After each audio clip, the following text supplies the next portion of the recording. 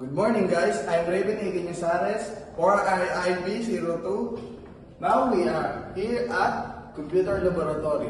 Now I'm gonna tell you why this laboratory is what I like. Sige, tuloy. Now I'm gonna answer the 3 questions. What is the question? First question, why are you most excited to try this laboratory? I'm excited about this laboratory because I will gain a knowledge about crime laboratory, cybercrime security.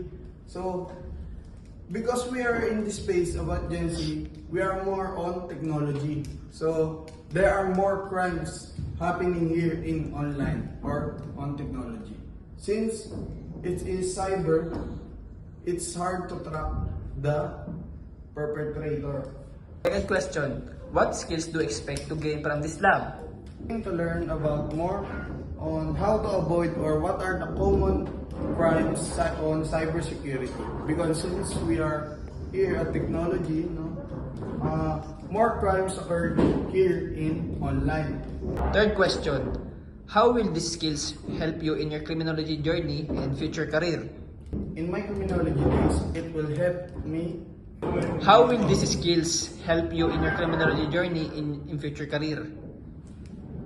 In my criminology days, this skill will help me to actually be more knowledgeable about cybersecurity crimes. And to my future career, if I intersect with my dream, get accepted on my dream job about entering PNP, maybe I